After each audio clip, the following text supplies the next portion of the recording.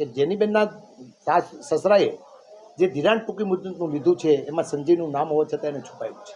જેનીબેનના સસરા મારા વેવાય કોઈ ધિરાણ ટૂંકી મુદતનું લે, મારી તો દીકરી એક જ છે, પણ હું પોતે ધિરાણ લઉં તો મારા દીકરાની પત્નીને ખબર હોઈ શકે ખરી? હું પ્રેસ મીડિયાને સીધું પૂછવા માગું છું.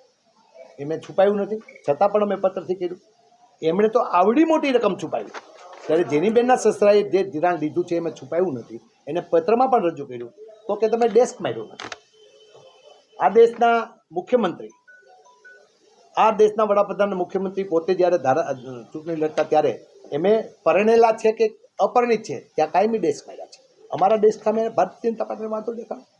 ડેસ્ક એટલે કશું નહીં તો કેમ લાગુ પડતું લખ્યું નથી? એવા કારણોસર વિરોધ કરીને હાઈકોર્ટના વકીલોને લાવવામાં આવે, સતત તંત્રને પ્રેશર આપવામાં આવે, અને છતાં પણ તંત્રએ જે રીતે નિર્ણય લીધો છે અભિનંદનને પાત્ર છે. લોકશાહીનો વિજય છે.